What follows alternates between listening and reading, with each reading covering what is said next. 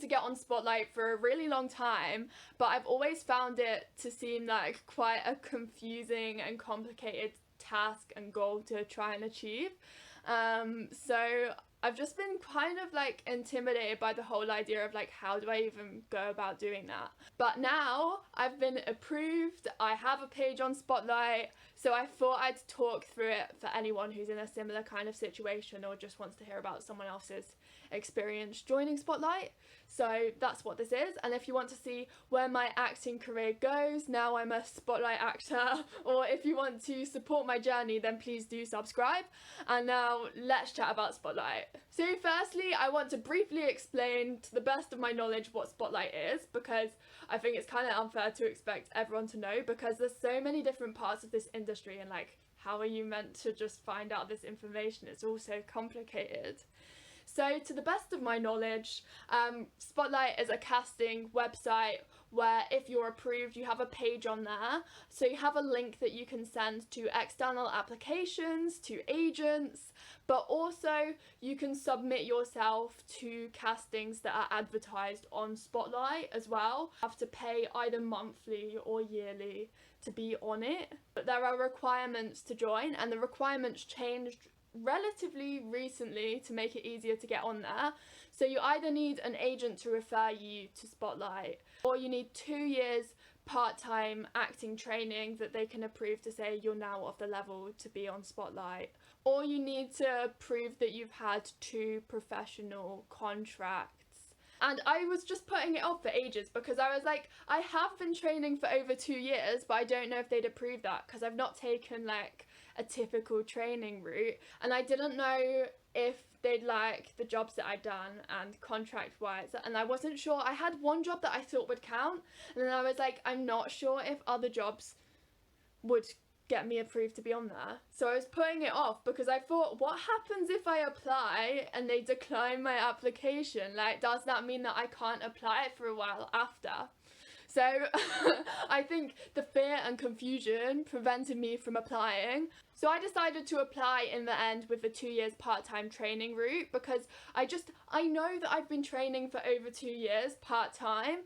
So I just felt more confident and safe in that route, and that they wouldn't turn around and be mad at me.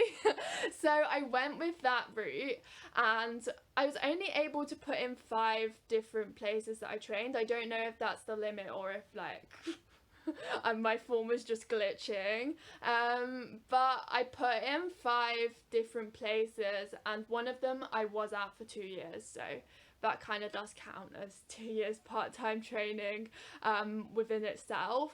And you just have to put like where you trained, what course it was, and put in some evidence of you being accepted onto the course. So I just screenshotted acceptance emails to say you have joined this course or whatever.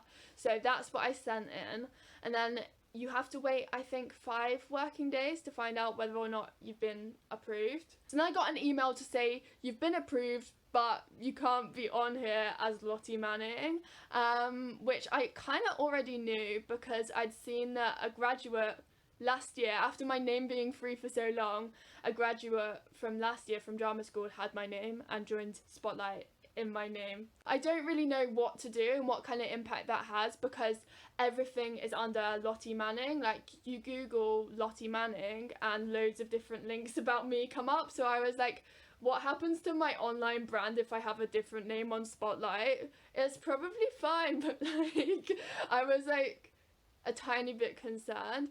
But technically my name is Charlotte Manning. It's just a name that's never really been actually used for me. I emailed them back and said, can I have Charlotte Manning? And they put me on as that, so I'm hoping that's not a problem.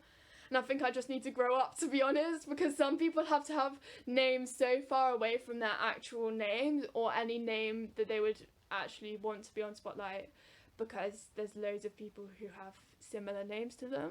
So I think I just need to like deal with it, embrace it, make it work for me. Like, I've spoken to people and they're like, you just need to like, it's fine, it's not that deep. Like, you can be called any name actually in the room, and like, in jobs. You don't have to be called Charlotte, but it's just like to be on Spotlight, that's what I needed to do. There's just a lot of different things on the website, like I didn't realize like I think there's support available on like lots of different websites to like explain how to go through it, but I'm just quite intimidated because I want my page to be the best, and submitting yourself for roles and looking through all these roles, it's a lot, but it's something that I'm looking into. I'm asking people about because I think it's useful to be able to ask people who have been on Spotlight for a while and find out from them.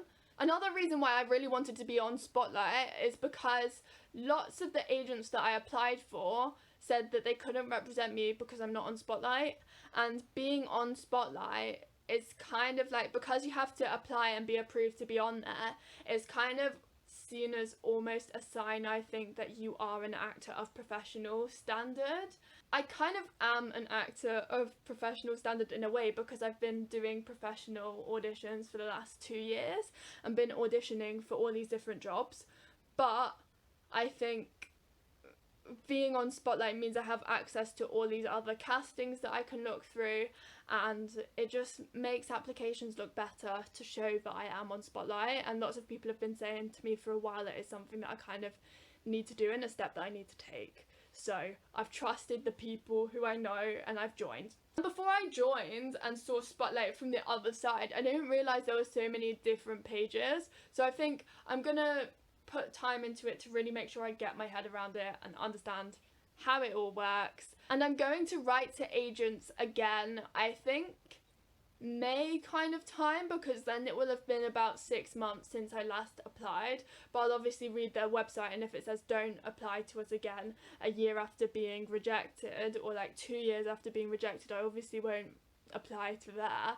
But I think it will just help my applications to agents a lot to say I am on Spotlight, because that was part of the reason why some agents were turning me down and not like arranging to speak with me about representation, because I wasn't on Spotlight. So I just thought I'd update the channel and talk through my experience of joining. If anyone has any other experiences, any tips to help a new Spotlight girl out, or if you have any questions about Spotlight that you think I could answer, or I'm more than happy to like chat through Spotlight with anyone who wants to. So please leave me a comment, because I do love speaking to everyone and feeling so connected to other people in the industry. So leave me a comment if you want to, and thank you so much for watching. Bye!